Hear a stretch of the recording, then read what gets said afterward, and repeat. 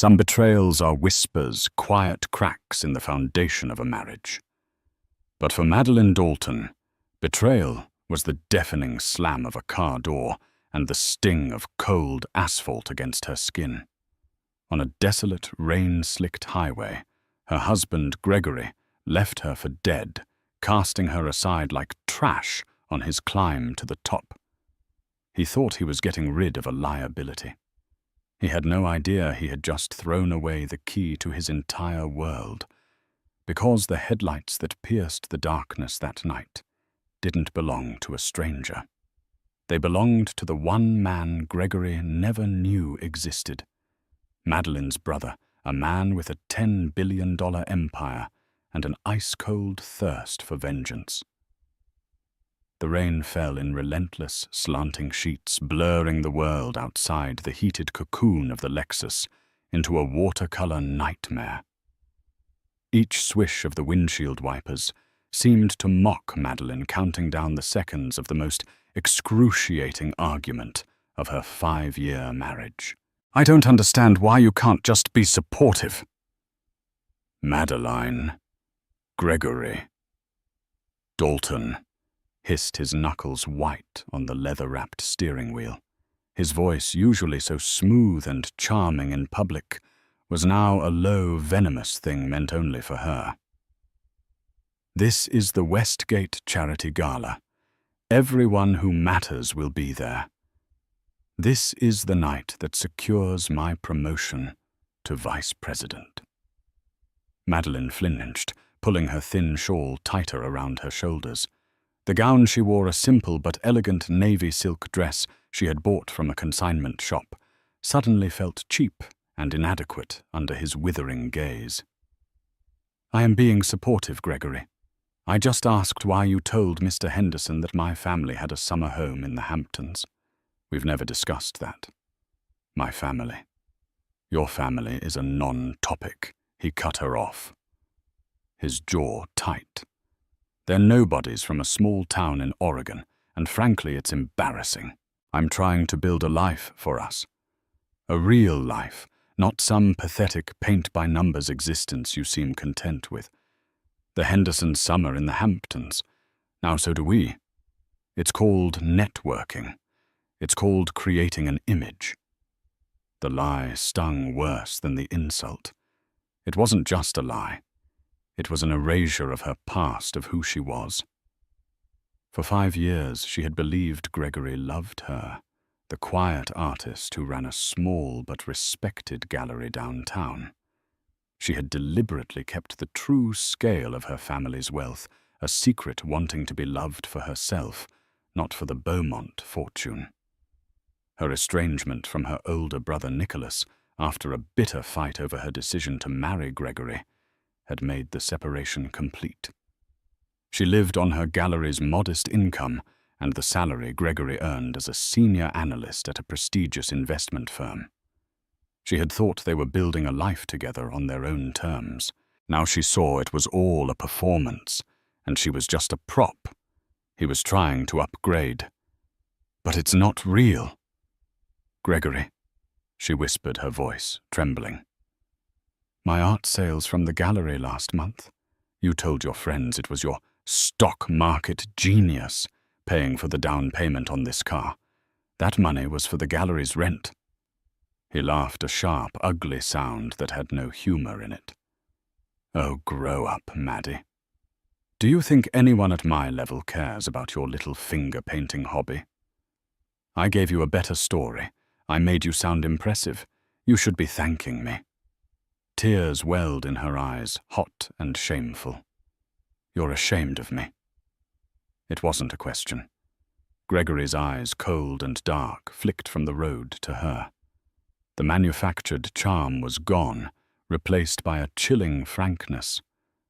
"I'm ashamed of what you represent. Potential. Wasted. I need a partner, not a project. Someone who elevates me. Someone like Jenna Adler." The name hung in the air, heavy and suffocating. Jenna Adler. The daughter of a real estate tycoon. A woman who dripped diamonds and social connections. A woman Gregory had been spending far too much time with under the guise of client development. Madeline's heart fractured. Jenna. She understands what it takes, Gregory said, his voice now eerily calm. Her father is on the board of 3 major corporations. When I walk into a room with her doors open, when I walk in with you, I have to explain why my wife is wearing a second-hand dress. The car screeched to a halt, the tires protesting against the wet pavement. They were on a dark, 2-lane stretch of road, miles from the city, surrounded by dense, dripping woods. There were no streetlights, no other cars, just the oppressive darkness and the drumming of the rain. "What are you doing?" Madeline asked, a knot of pure fear tightening in her stomach. Gregory turned to her, his face a mask of cold fury. "I'm cutting my losses. I can't walk into that gala with you, with your sad eyes and your cheap dress. You'll ruin everything I've worked for." "Gregory, please don't do this." Panic clawed at her throat. "It's miles back to town. It's raining. My phone. The battery is dead." "Then you'd better start walking," he said, his voice devoid of any emotion. He reached across her, his arm brushing against her contemptuously, and shoved the passenger door open. The roar of the rain and the rush of cold, damp air flooded the car. "Get out, Madeline." She stared at him, utterly stunned. This couldn't be happening. This was Gregory, her husband. The man she had loved, the man she had defied her own family for. "Gregory, no," she cried, grabbing his arm. He ripped his arm away with a violent shrug. "Get out!" he roared, his face contorted in a snarl she had never seen before. He unbuckled her seatbelt with a vicious tug and shoved her shoulder. Madeline stumbled out of the car, her heels sinking into the soft, muddy shoulder of the road. She was a splash of navy silk against the inky blackness. Before she could even process what was happening, Gregory leaned over his face, illuminated for a final cruel moment by the interior light. "Don't call me. Don't come to the apartment. As of tonight, we are done," he spat. Then he slammed the door shut. The Lexus, the car her aunt had paid for, accelerated away, its red taillights shrinking into the distance like a pair of malevolent eyes. They disappeared around a bend, plunging her into absolute darkness, and a silence broken only by the merciless pounding of the rain. She was alone, abandoned, and utterly broken on the side of a forgotten road. The cold seeped into Madeline's bones, first a deep, invasive chill that seemed to emanate from the muddy ground itself. Rain plastered her hair to her face and her thin dress to her body, offering no protection against the elements. Each passing minute felt like an hour. The darkness was absolute, a living entity that pressed in from all sides, the woods flanking the road, whispering with unseen life. Her mind reeled a chaotic slideshow of Gregory's face, the charming smile he gave her at their wedding, the dismissive sneer from moments ago, the final chilling emptiness in his eyes. He didn't just leave her, he discarded her. He had erased 5 years of her life with the slam of a door. Humiliation burned hotter than the cold. Despair was a lead weight in her chest. She tried to walk, but her heels, meant for a polished ballroom floor, sank into the mud, with every step twisting her ankles. After a few agonizing yards, she gave up, kicking them off, and feeling the sharp gravel of the roadside dig into the soles of her feet. Every shadow seemed to move. Every rustle of leaves was a threat. A pair of headlights cut through the distant rain. Hope surged through her, so powerful it almost buckled her knees. A car. Someone would help. She stumbled toward the edge of the pavement, waving her arm frantically, a pathetic, drenched figure in the night. The car slowed as it approached. It was not a practical sedan or a rugged truck. It was a long, impossibly sleek vehicle, its shape exuding a quiet power that seemed to absorb the sound of the rain. A Rolls-Royce Phantom, its silver paint glowing like liquid moonlight in the high beams. It purred to a stop directly beside her.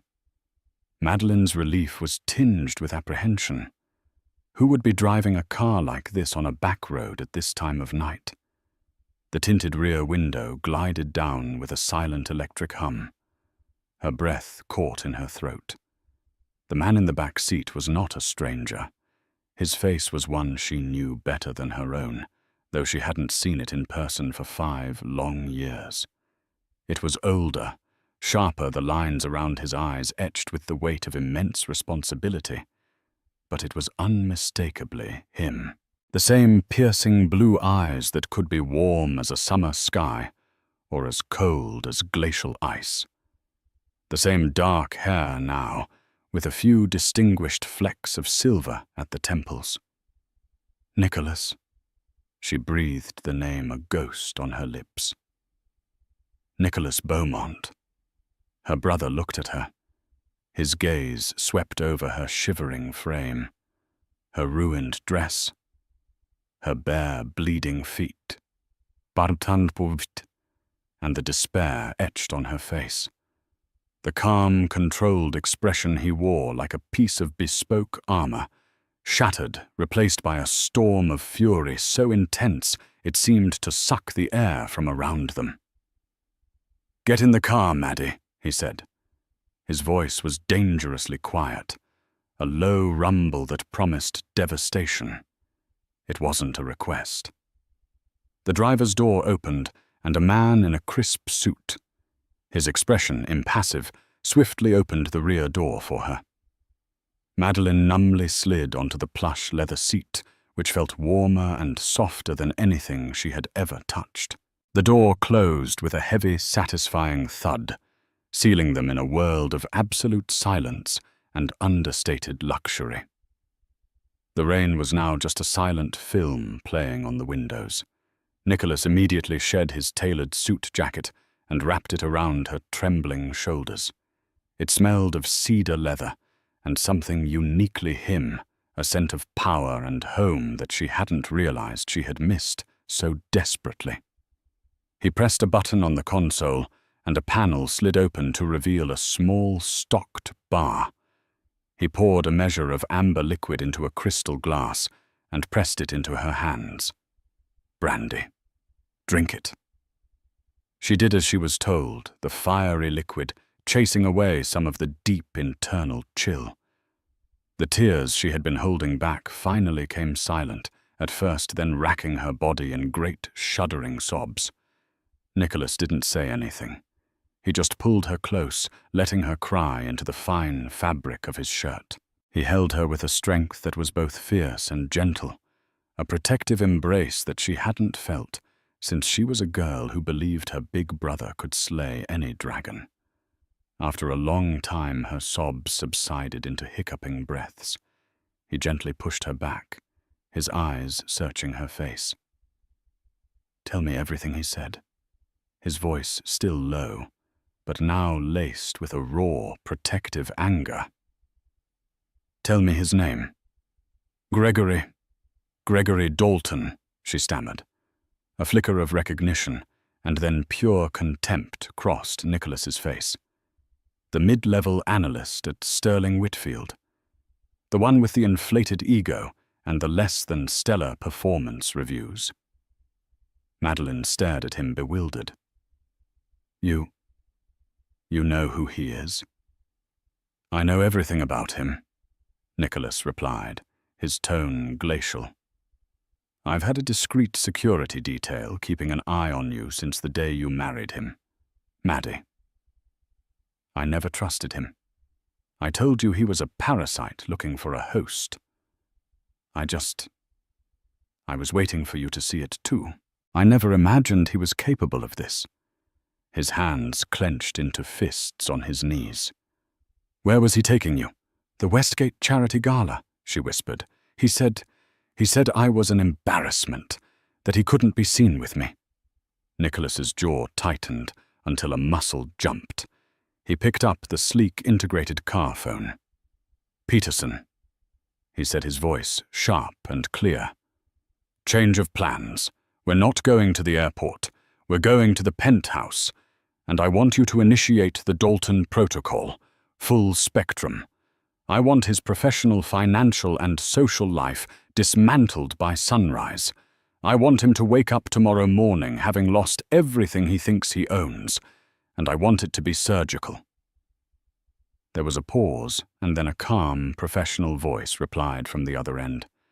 Consider it done, Mr. Beaumont. Nicholas ended the call and turned back to Madeline.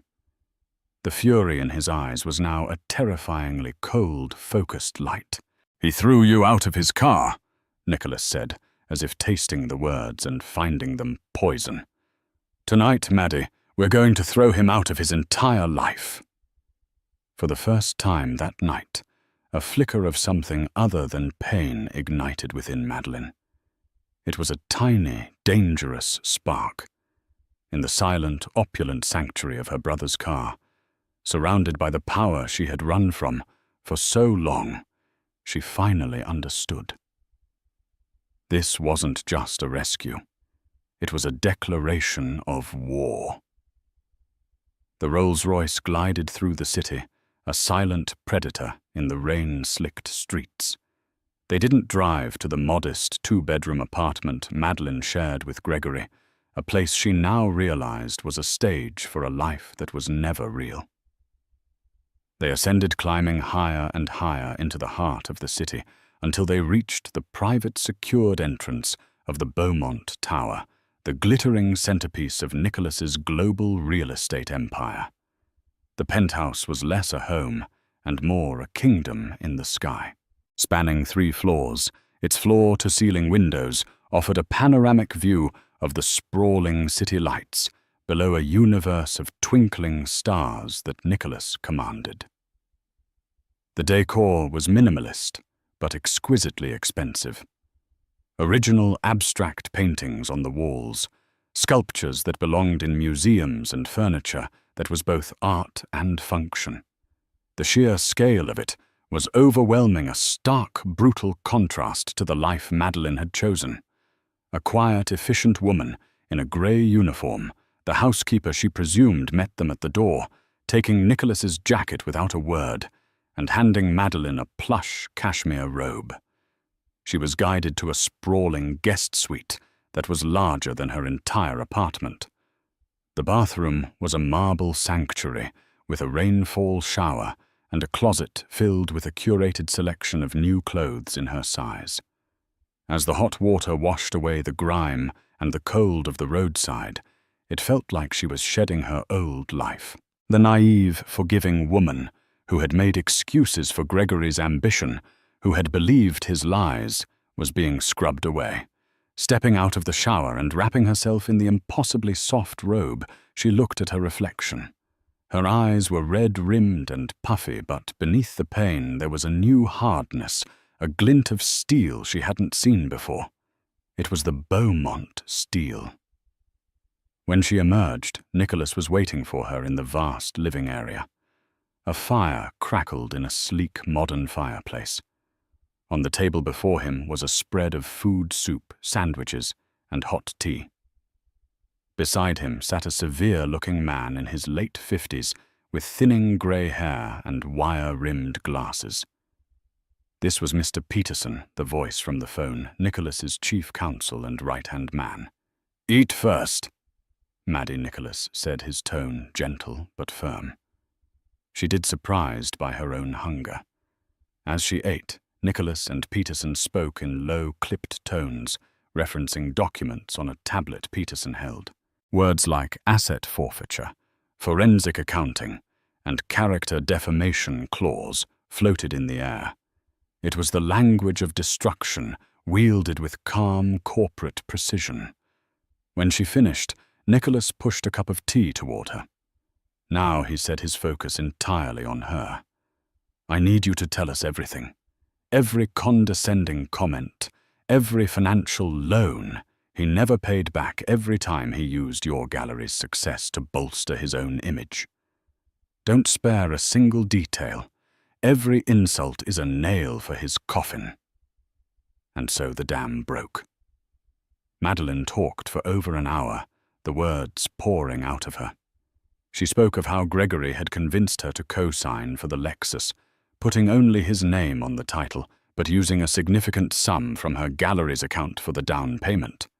She recounted how he'd borrowed thousands from her over the years for can't-miss investments that never seemed to materialize. She described how he belittled her art and her business in private, only to brag about his wife, the successful gallery owner, to his superiors when it suited him. She even remembered the small, cruel cuts his insistence on controlling their joint bank account, his mockery of her friends, his subtle isolation of her from anyone who wasn't part of his world. Mr. Peterson typed silently on his tablet, his expression unchanging, but his fingers flying across the screen. Each memory Madeline provided was another piece of ammunition. He told Mr. Henderson you had a summer home in the Hamptons. Peterson stated, looking up. Yes. Madeline confirmed, her voice thick with shame. Excellent, Peterson said, with the grim satisfaction of a master strategist. That constitutes fraudulent representation to a superior for personal gain. We can use that. Nicholas listened, his face a granite mask, but his eyes burned with a cold fire. When she was finished, a heavy silence filled the room. The man didn't marry a wife, Nicholas finally said, his voice a low growl. He acquired an asset he thought was undervalued, an unsecured long-term line of credit with no interest. He looked at Madeline, his expression softening with a deep, aching regret. I am so sorry, Maddie. I'm sorry I didn't intervene sooner. I honored your wish for independence, but I should have protected you from him. I'm the one who chose him, she said, her voice barely a whisper. I'm the one who pushed you away, because you told me the truth, and I didn't want to hear it. That ends now, Nicholas stated. He stood and paced before the vast window, a caged tiger silhouetted against the glittering city. Peterson. What's the status? Mr. Peterson adjusted his glasses. Phase 1 is complete. Our forensic accounting team has already isolated all funds originating from Ms. Beaumont's personal and business accounts within their joint finances. We've prepared an emergency injunction to be filed at 8A, to freeze all assets, citing financial abuse and misappropriation. The Lexus, which was purchased with a 70% down payment from your sister's account, will be repossessed by 9 a.m. He continued, his voice a monotone litany of ruin. Phase 2 is in motion. I've spoken with a contact on the board of Sterling Whitfield. An anonymous, highly detailed tip regarding Gregory Dalton's financial misrepresentations and potential expense fraud will be in the CEO's inbox by 6 a.m. We are cross-referencing the investments he borrowed money for with his known associates. It appears he was using your sister's money to fund a lifestyle to impress Miss Jenna Adler. Madeline felt a sharp pang at the name. Nicholas saw it. Jenna Adler's father, Robert Adler, values his family's reputation above all else. He said, a cruel smile touching his lips for the first time. He is notoriously intolerant of scandal. He's about to receive a portfolio on his daughter's new suitor. It will detail Gregory's actual net worth, which is deeply in the negative, his history of financial deception, and a high-resolution photograph of the Lexus that left his wife stranded on a highway tonight. The photo was taken by your security detail. Maddie. Madeline's eyes widened. They had a picture. The goal is not just to divorce him, Nicholas said, turning to face her fully. His eyes were locked on hers, challenging her, testing her. That's too simple.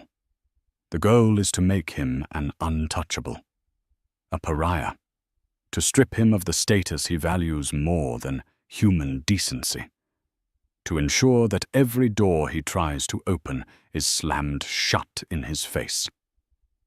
But I won't do it without your full agreement. This will be public, and it will be brutal. Are you ready for that? The shivering, terrified woman from the side of the road was gone. In her place was a woman who had been betrayed, humiliated, and left for nothing. She looked at her brother, the most powerful man she knew, offering her not just shelter, but a sword. She thought of Gregory's smug face as he drove away, already dreaming of his life with Jenna Adler, a life built on her money and her pain. She lifted her chin. "Burn it all down," she said. Gregory Dalton woke up the next morning feeling like the king of the world. He stretched languidly in the king-sized bed, the sheets cool against his skin. The apartment felt wonderfully quiet, empty. There was no sign of Madeline, no trace of her cloying artistic clutter. He smirked. She had probably called one of her sad little friends and was crying on their shoulder. Good. Let her. She'd come crawling back in a day or two full of apologies, and he'd graciously allow her to return, but on his terms.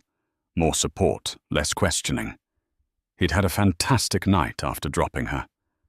He arrived at the gala solo, crafting a believable story about Madeline coming down with a sudden, terrible flu. The sympathy he received was intoxicating. He spent 2 hours attached to Jenna Adler's hip, charming her father and schmoozing with the Henderson brothers. The promotion wasn't just likely, it was a certainty. He felt the tectonic plates of his life shifting, moving him into the stratosphere where he belonged. He whistled as he showered, selecting his most expensive suit, a Tom Ford he'd bought, with the profits from one of Madeline's art sales. He chose a power tie and slipped on his Rolex. Looking in the mirror, he saw the man he was always meant to be. Powerful, successful, destined for greatness. He strode into his office at Sterling Whitfield at 8:15 a.m., greeting his subordinates with a magnanimous nod. He was ready for the congratulations, the pats on the back. Instead, he was met with strange, furtive glances. People fell silent as he approached. An odd tension coiled in the air. At 8:45 a.m., his assistant, a nervous young woman named Chloe, approached his desk. "Mr. Dalton, Mr. Henderson, would like to see you in the main conference room. Immediately." This was it.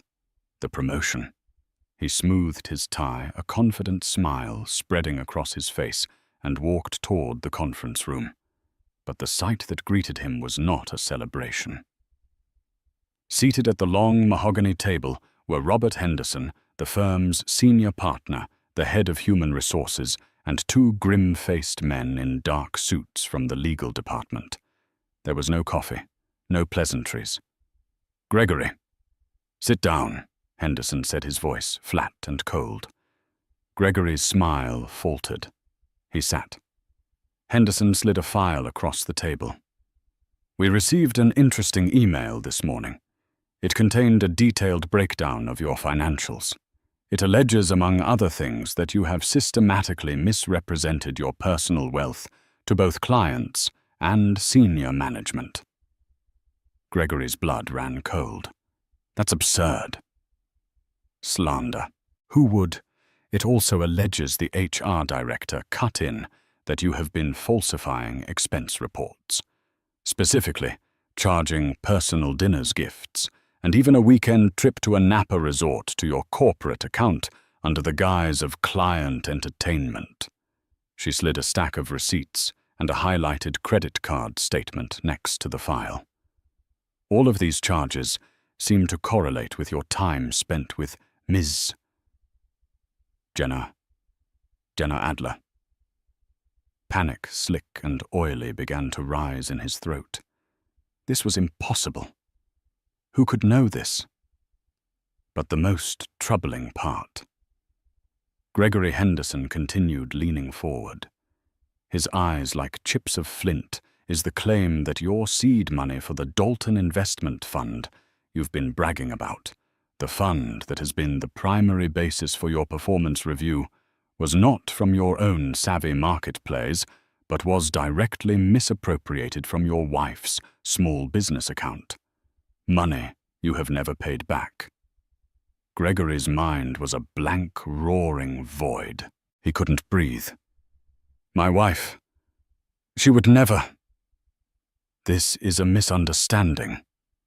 Is it? Henderson asked coldly. Because we also received this. He turned a tablet around to face Gregory. On the screen was a crystal-clear high-resolution photograph. It showed the side of a rain-swept highway. In the distance, the red taillights of his Lexus were visible, and in the foreground, illuminated by the headlights of another car, was Madeline, soaked, shivering, and utterly abandoned.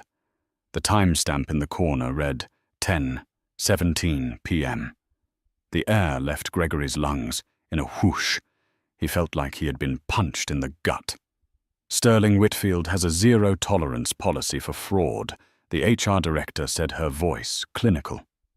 And while your personal life is your own, leaving your wife stranded on a highway miles from home does not align with the character we expect from our vice presidents. Your employment is terminated effective immediately. Security will escort you to your desk to collect your personal belongings. Then they will escort you out of the building. It was a nightmare, a surreal, waking nightmare. He was marched through the office, the silent, staring eyes of his colleagues burning into his back. He grabbed a few items from his desk, a photo of him and Jenna at a polo match, a stupid little framed quote about success, and was unceremoniously walked to the front door, his security pass deactivated before he was even on the pavement. He stood on the sidewalk in his $1,000 suit, a cardboard box in his hands, dazed. His phone rang. It was Jenna. Relief washed over him. She would fix this. Her father would call Henderson and smooth it all over. Jenna. Thank God, he said, his voice desperate. You won't believe what just happened. Oh, I think I will. Her voice was dripping with ice. I just got off the phone with my father. He received a little care package this morning, Gregory. All about you. The fake job prospects, the fake money. The fact you're married to some poor little artist you left on the side of the road. Jenna, it's not what it looks like. Don't you dare call me again, she snarled. My father said, if I ever speak to you again, he'll cut me off.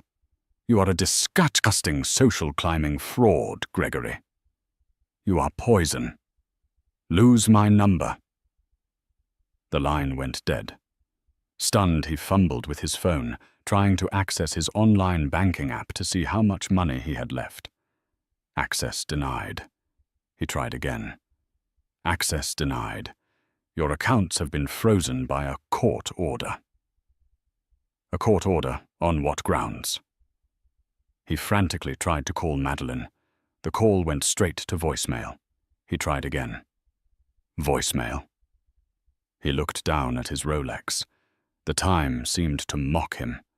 An hour ago he was on top of the world. Now he had no job, no girlfriend, and no money. As he stood there reeling, a tow truck pulled up to the curb. The driver got out and began hooking up the front of his Lexus. Hey! What are you doing? Gregory shouted, running toward the car. That's my car. The driver barely glanced at him. Not according to this repossession order, buddy. Says it was purchased with stolen funds. Now step back before you get hurt. Gregory watched, helpless and impotent, as the symbol of his success, the machine he had been so proud of, was hoisted into the air and driven away. It was only 9:30 in the morning, and his entire life had been systematically and brutally erased.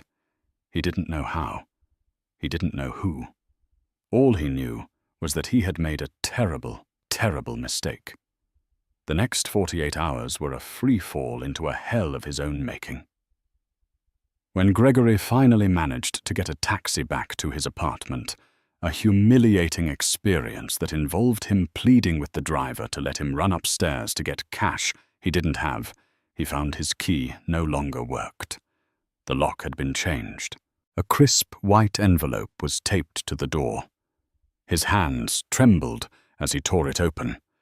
It was a formal notice of eviction for non-payment of rent, along with a restraining order filed by Madeline Dalton, citing domestic abuse and abandonment. He was legally barred from entering his own home. All his possessions, his clothes, his electronics, his life were trapped inside. He slumped against the wall in the hallway, the full weight of his predicament crushing him. He had nothing. The suit on his back and the useless box of office trinkets were his only worldly possessions. His credit cards were all declined. His name, he would soon discover, was Mud. News of his spectacular firing for gross misconduct had already ripped through the tight-knit financial community. No firm would touch him. Desperation gnawed at him. He checked into a grimy motel on the outskirts of the city that accepted cash he'd managed to get by pawning his Rolex for a fraction of its worth. The room smelled of stale cigarettes and despair. It was there, flicking through the channels on a flickering television, that he saw the next phase of his destruction unfold. It was a segment on a popular city news channel in their lifestyle and arts section. The host was interviewing a radiant, confident woman in front of a stunningly minimalist painting. The woman was Madeline. But this was not the quiet, accommodating Madeline he knew. This woman was poised, articulate, and powerful. She was dressed in a chic, tailored pantsuit that probably cost more than his rent. The chyron at the bottom of the screen read Madeline Beaumont, the secret powerhouse behind Beaumont Galleries. Gregory's jaw dropped. But Beaumont, the host, was fawning over her. So Madeline, for years you've quietly run this incredibly influential gallery under your married name, Dalton. But now you're stepping into the spotlight, announcing a major expansion of Beaumont Galleries, with new locations opening in London and Paris. Tell us why the sudden change. Madeline smiled, a calm, measured expression that sent a shiver down Gregory's spine. I felt it was time to reclaim my own identity and step fully into my family's legacy. For a while I put my own ambitions on hold to support my husband's career. But I've recently come to understand that you cannot build a life with someone who sees you as a stepping stone instead of a partner. The host leaned in conspiratorially. There are rumors, of course, of a rather dramatic split. Can you comment? Madeline's gaze was directed straight at the camera, and Gregory felt as if she were looking right through the screen into his soul. I can only say that integrity and kindness are the cornerstones of both art and life, she said smoothly. When someone shows you they possess neither, you must remove them from your gallery and from your life. My focus now is on the future, on building something beautiful and lasting under the name I was born with Beaumont. The interview cut to a B-roll of the Beaumont Tower, then to a picture of a handsome, powerful-looking man. The host's voiceover explained, "Of course, Madeline isn't just an art world prodigy. She is also the younger sister of billionaire industrialist Nicholas Beaumont, who we're told is the primary investor in this global expansion." The television remote slipped from Gregory's numb fingers and clattered to the floor. Beaumont. Nicholas Beaumont, the titan of industry, a man whose net worth was a number with too many zeros to count. a ruthless private man, known for crushing his competition with brutal efficiency. Madeline's brother. It all clicked into place with the sickening finality of a guillotine. The speed, the precision, the absolute annihilation. This wasn't bad luck. It was a strategic, scorched earth campaign. The financial audit, the tip-off to Jenna's father, the frozen accounts, the repossessed car, the restraining order. It was all him. Nicholas Beaumont was dismantling his life, piece by piece, with the casual indifference of a god flicking an ant off a table. He had thrown Madeline Beaumont, sister of a billionaire, out of his car. He hadn't just made a mistake, he had committed career and social suicide. The Hamptons lie suddenly seemed like a pathetic cosmic joke. He had been trying to fake a connection to a world that Madeline actually owned. A new kind of terror, cold and absolute, gripped him. This wasn't just about losing his job or his girlfriend. This was about being erased. He remembered the look in Nicholas Beaumont's eyes from photos, a look of utter uncompromising power. And he had just earned that man's full, undivided attention. He grabbed his cheap motel room key and ran out into the night. He had to find her. He had to apologize. He had to beg. It was no longer about getting his life back. It was about simple survival. He had to convince her to call off her monster of a brother before there was nothing left of him to save. It took Gregory 2 days of frantic, desperate searching to find her.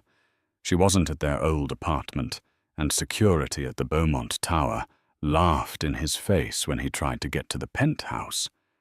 He was a ghost in a city that no longer acknowledged his existence. His suit was wrinkled. His face was covered in a desperate stubble, and the confident swagger he once possessed had been replaced by the haunted, twitchy energy of a cornered animal. Finally, he had a stroke of luck, or what he perceived as luck. A small article in a society blog mentioned Madeline Beaumont attending the reopening of a renovated wing at the city's main art museum.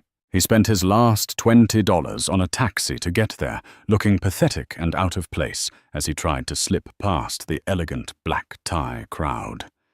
He was stopped at the door by security. "Invitation only, sir. I know her, Madeline Beaumont.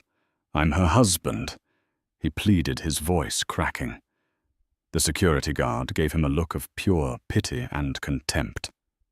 "Sir, I'm going to have to ask you to leave." But through the glass doors he saw her.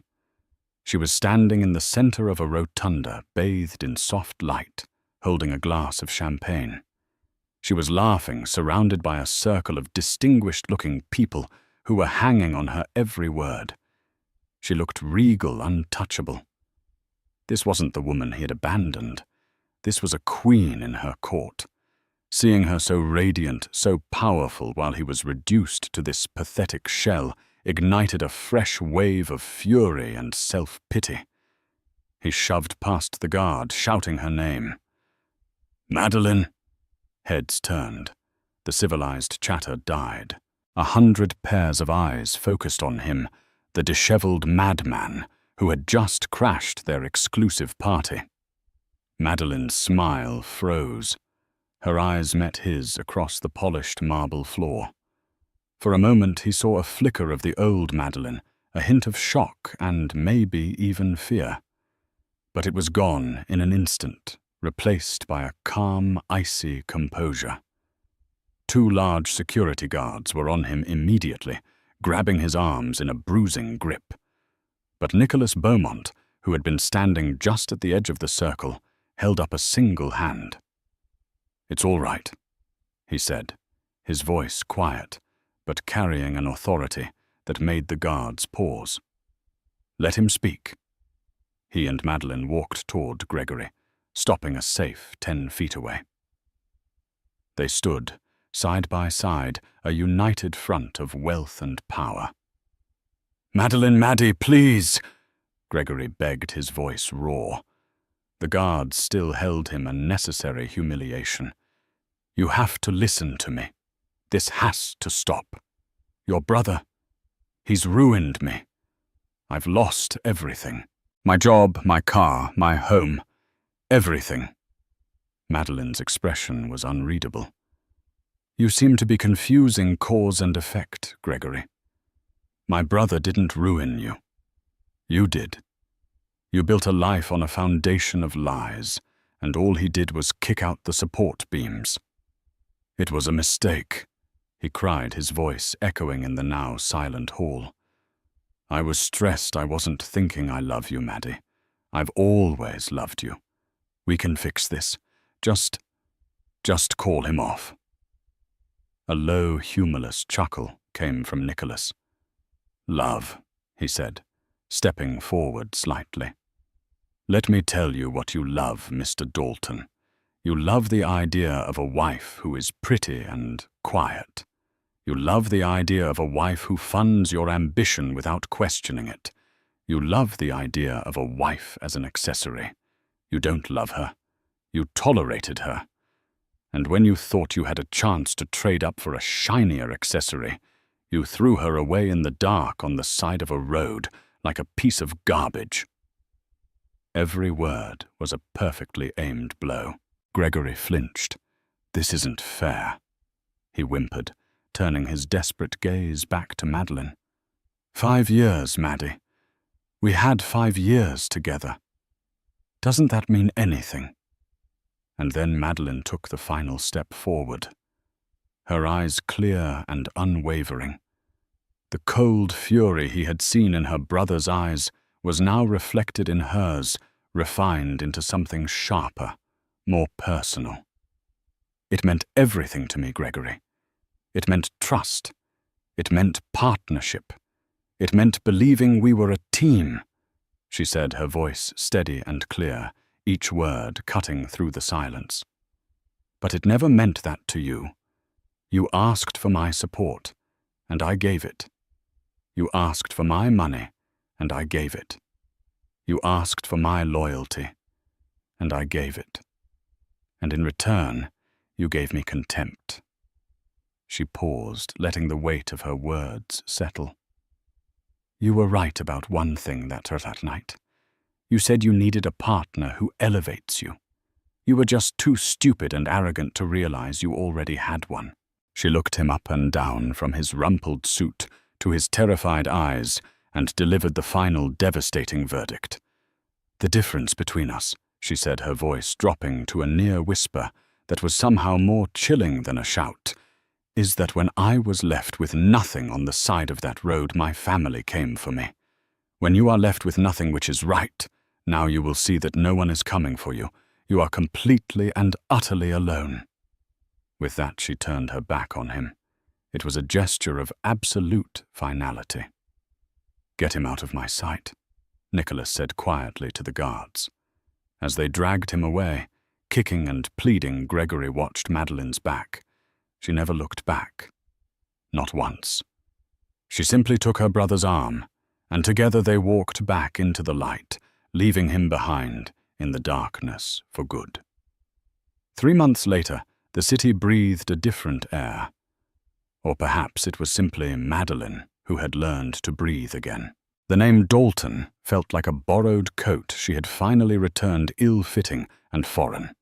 In its place, Madeline Beaumont had settled back into her soul, not just as a name, but as an identity she was forging anew, tempered by fire and stronger for it. Her new office was a testament to this transformation. Perched high in a downtown arts district building, its walls were glass flooding the space with the clean, impartial light of a late autumn afternoon. Architectural blueprints for the new Beaumont Gallery's flagship in Paris were spread across a vast oak table, the scent of fresh ink and possibility mingling in the air. This was her domain, a world she was creating, a stark contrast to the life she had lived, which had been curated and controlled by Gregory's fragile ego. Here her vision was the guiding principle. Her voice was the one that mattered. The legal proceedings had been a blur of cold efficiency, orchestrated by Mr. Peterson with the precision of a military campaign. The divorce was finalized on grounds of extreme cruelty and financial malfeasance. Madeline remembered the final day in court, a sterile room that felt worlds away from the emotional carnage of her marriage. Gregory had been there, a ghost of the man she knew. He sat slumped in his chair, represented by a weary public defender, his expensive suit replaced by a cheap off-the-rack garment that hung loosely on his diminished frame. He looked up at her once across the courtroom, his eyes a hollow pit of desperation and disbelief. He had expected a fight, perhaps, or tears. He found neither. Madeline met his gaze with a calm, steady indifference that was more damning than any accusation. When the gavel fell, the sound wasn't one of victory, but simply of a door closing quietly and forever. He received nothing. The court affirmed that every significant asset had been built on the foundation of her resources and was rightfully hers. She had sold the apartment the following week, not out of spite, but out of a deep-seated need to cleanse. She poured that capital, along with the formidable investment from Nicholas, into her true purpose. Beaumont Galleries was no longer a quiet passion project, but a burgeoning force in the international art world. Her innate eye for undiscovered talent, once a little hobby in Gregory's dismissive words, was now celebrated in art journals as visionary. She wasn't just curating collections. She was building careers, giving brilliant artists the platform and respect she herself had been denied for so long. Her relationship with Nicholas had been the silent, steady anchor in this whirlwind of change.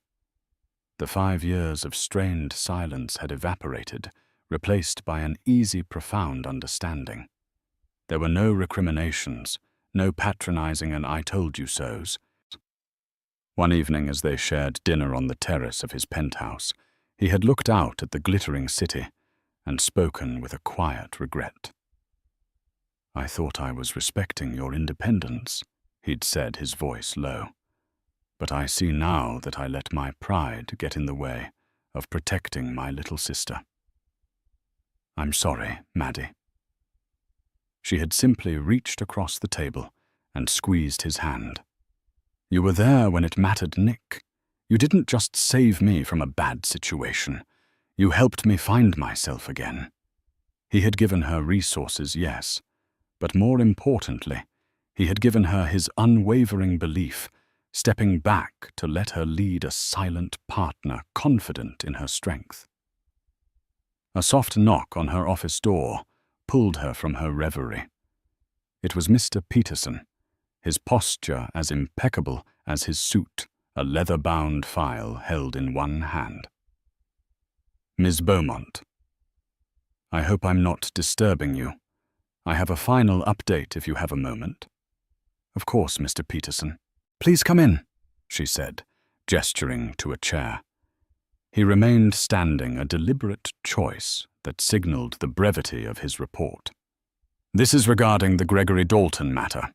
I am preparing to close the file permanently, but I wanted to provide you with the final disposition." Madeline leaned back in her chair, her hands resting on the cool oak of the table. She felt a strange detachment, as if hearing about a character in a book she had finished long ago. "Is there a problem?" "Not at all. Just a matter of due diligence," he replied, his tone as dry as old paper. After the divorce and the severance of his professional contacts, Mr. Dalton was unable to secure employment within the financial sector, or indeed any professional sector in this city or any major metropolitan area. Our reputation management, shall we say, was quite thorough. A rare, fleeting glimmer of what might have been satisfaction touched Peterson's eyes before vanishing. He liquidated his few remaining personal effects, a watch, some cufflinks, and left the city 6 weeks ago. We maintained a low-level trace as per Mr. Beaumont's instructions, to ensure he would not attempt to contact you again. The trace has concluded. We located him in a small, unremarkable town in the Midwest." Peterson paused, allowing the silence to hang in the sunlit office. He opened the file, though he didn't need to consult it. The information was seared into his memory. He is currently employed as a night shift stocker at a large 24-hour retail superstore called Omnimart. The words landed not with a crash, but with the quiet finality of dust settling. Madeline closed her eyes for a moment, and an image formed with perfect clarity. She saw Gregory not as the handsome, charming man she had married, nor the cruel monster who had abandoned her, but as a complete stranger. She pictured him under the buzzing, unforgiving fluorescent lights of a vast, soulless store, the garish red polyester vest of his uniform pulled over a faded t-shirt. She could almost smell the floor cleaner and stale popcorn. She saw his hands once so quick to gesture expansively, while claiming her successes as his own, now methodically placing cans of soup onto a metal shelf in the dead of night. His world had shrunk from glittering galas and corner offices to a single repetitive aisle in the middle of nowhere. Anonymity was his prison. Irrelevance was his life sentence. She had expected to feel a surge of triumph, a hot, satisfying pulse of victory. She waited for it, searching within herself for that final sweet taste of revenge. But it wasn't there. All she felt was a profound and tranquil emptiness. His fate was a stone dropped into a deep well, and she could no longer even hear the splash. Her energy, her focus, her very spirit was now pointed forward, toward creation, growth, and beauty. He was anchored to the consequences of his destruction, a ghost haunting the ruins of a life he had torched himself. The best revenge, she realized in that moment, wasn't his misery. It was his complete and total irrelevance to her happiness. "Thank you, Mr. Peterson," she said, opening her eyes. Her voice was steady, clear. "You can close the file." He gave a single, sharp nod. "Very good, Miss Beaumont." He turned and left her office, closing the door with a soft click, leaving her alone with her thoughts, and the city spread out before her. Madeline rose from the table and walked to the immense window. She looked down, not at the traffic or the people, but at the vast, intricate tapestry of the world she now inhabited. She remembered the suffocating darkness of that road, the feeling of the world shrinking to a single point of terror and despair. Gregory had thrown her from a moving car, believing he was ejecting a burden. He thought the fall would break her. But he had been wrong. It wasn't an ending. It had been a violent, brutal push from a nest she hadn't known she needed to leave. In the terrifying freefall, she had not crashed.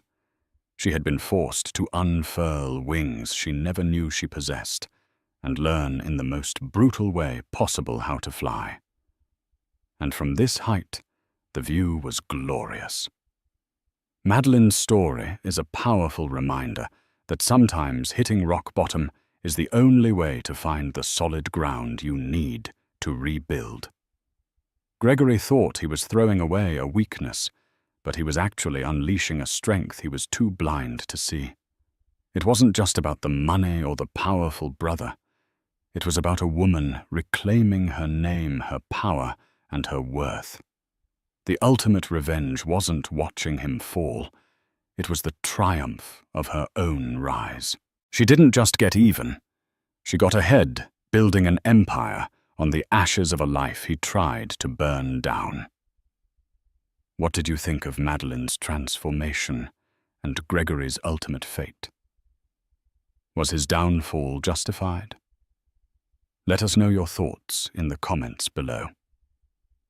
If this story of justice and empowerment resonated with you, please give this video a like. Share it with someone who needs to hear it, and make sure you subscribe to our channel for more unforgettable stories. Thank you for listening.